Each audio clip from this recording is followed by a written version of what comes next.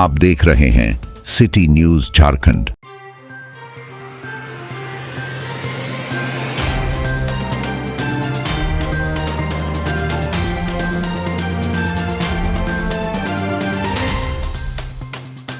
झारखंड के गढ़वा जिले से एक छोटे से गांव अकलबानी से निकलकर छाया कुमारी ने वह कर दिखाया जो करोड़ों युवाओं का सपना होता है। एक साधारण किसान परिवार की बेटी छाया ने पहले बीपीएससी फिर यूपीएससी में 530वीं रैंक हासिल कर जिले और राज्य का नाम रोशन किया। पिता सुनील दुबे जो किसी बस कंडक्टर थे और आज खेती कर जीवन यापन कर रहे हैं, उनकी आंखों में आज सिर्फ गर्व और खुशी के आंसू है। मां सीमा देवी अपनी बेटी के संघर्ष भरी कहानी सुनाते हुए भावुक हो उठी।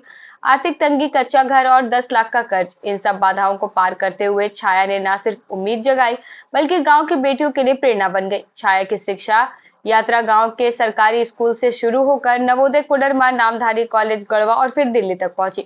उन्होंने बीपीएससी और एमएससी में गोल्ड मेडल जीता, लेकिन यूपीएससी की तैयारी के दौरान हालात ऐसे बन गए कि उन्हें दिल्ली छोड़कर गांव लौटना पड़ा। गांव में ही रहकर छाया ने मेहनत जारी रखी और पहले ही प्रयास में चंद अंकों से चूकने के बाद भी हौसला नहीं छोड़ा। चौथे प्रयास में बीपीएससी और अब यूपीएससी क्वालिफाई कर छाया ने बता दिया कि अगर हौसला हो तो रास्ते खुद बन जाते हैं।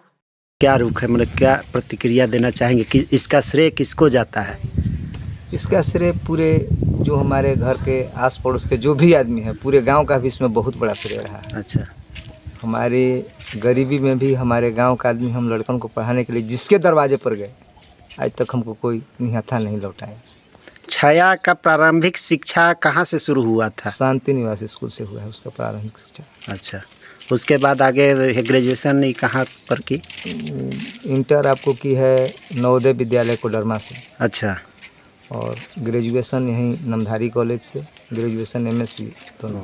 मतलब छाया शुरू से ही मेधावी छात्र थी जो कि नवोदय में भी जिला में तीसरा स्थान मैट्रिक में उसका आया था। अच्छा, ऐसा कोई पल जो मैंने आप याद करके भावुक होते होंगे कि मैं छाया के पढ़ाई में आड़े आता होगा? आर्थिक तंगी, चूँकि आप एक किसान परिवार से बिलोंग करते हैं, तो कुछ साझा करना चाहेंगे? जिस दिन हमारी बेटी जिला में तीसरा स्थान आया था मैट्रिक पास करने के बाद, उस समय हमारे पास एक पैसा नहीं था और बेटी हमारे बोली कि पापा हम साइंस पढ़ना चाहते हैं जी, और हमारे पास नाम लिखाने के लिए भी एक पैसा नहीं था। यही हमारे हैं गुरुजी कुलदीप मिश्रा जी। अच्छा, यही कहे कि जा कर के तुम लातेहार स्कूल के वो निकला है अखबार में, अच्छा, जा कर के नवोदय विद्यालय में जा कर के इसका एडमिशन कराओ। हम उतने जानकार नहीं थे। एक हमारा भतीजा है अंजनी दुबे नाम है, इन्हीं के मोटरसाइकिल से लेकर के हम और अन्नी चले गए वहाँ लातेहार। अच्छा, लातेहार जाने के बाद उनका हम लोग दोनों भुला गए।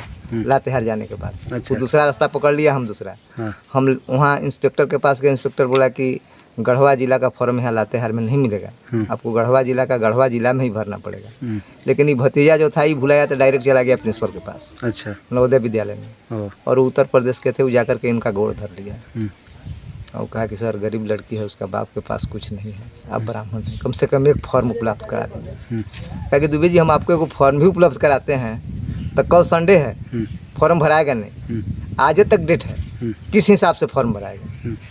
कुछ उपाय बताइए। तो कहे कि ठीक है, अगर बैक डेट में आपका प्रिंसिपल जहाँ से मैट्रिक पास की है वहाँ अगर कर देती है तो आप बोलिएगा अगर स्टेट छुट्टी है आपका फॉर्म हो जाएगा, लेकिन डीसी साहब चाहेंगे तब। तो रोशना मैडम भी हमको बहुत साथ दी है। अच्छा। बहुत बेटी की तरह मानते थे उसको। हम कहे यहाँ से गई है, हमारी बेटी बोली कि हम बोले हम लोग गए तो रोशना मैडम हमसे लोगों से नहीं दरवाज़ा खोली। तो हमको वहीं के मैथ पढ़ाते थे टीचर सतेंद्र तिवारी, वही बताया कि छाया को भेजिए, आप लोग किसी को जाने की ज़रूरत नहीं है। तो ये गई तो कोरा में उठा ली है रोशना मैडम। तो कहा हुआ बेटा नाम लिखवाई, लेकिन नहीं पापा हमारे गरीब हैं मैडम, पैसा नहीं है, ऐसा ऐसा बात है। तो वही रोशना मैडम का देन था।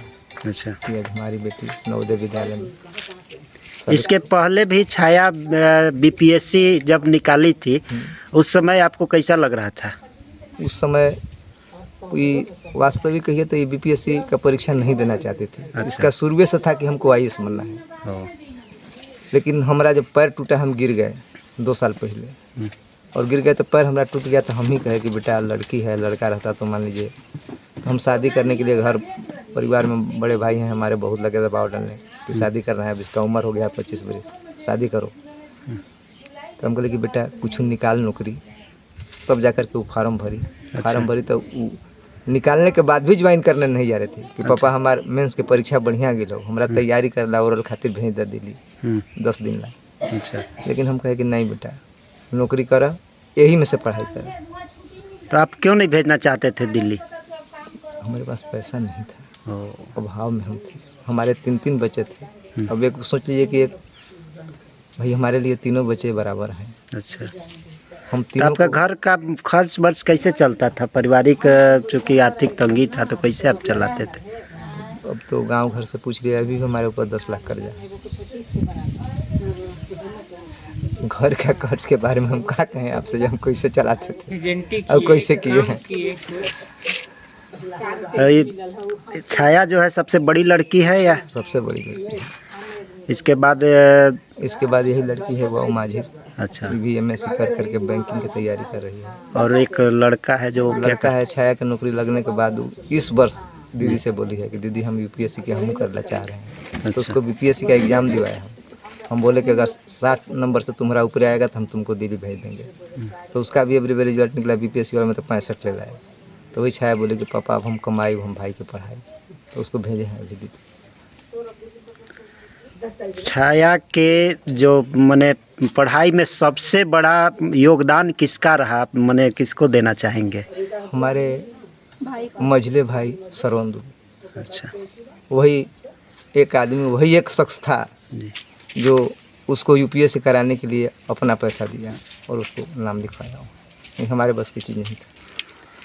छाया चूँकि एक मने मिडिल क्लास फैमिली से आती है, आप मिडिल क्लास के बच्चों के लिए क्या संदेश देना चाहेंगे जो मने आर्थिक तंगी के चलते UPSC JPSC का एग्ज़ाम नहीं दे पाते हैं, उनके लिए आप क्या कहना चाहेंगे? सबसे बड़ा बच्चों में जुनून होना चाहिए जी, हमारे बच्ची में वो जुनून हम देखे जो कभी हार नहीं मानी।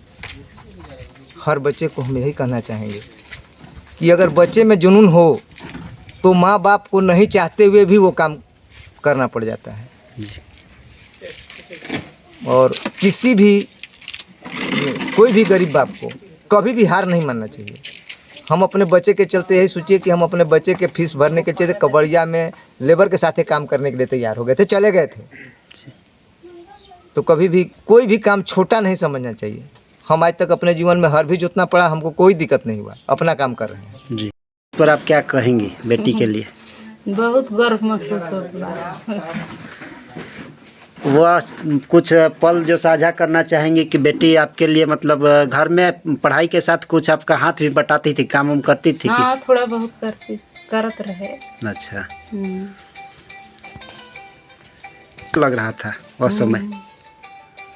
पढ़ाई के समय तो बहुत तंगी रहे, लेकिन हौसला बुलंद रख ली।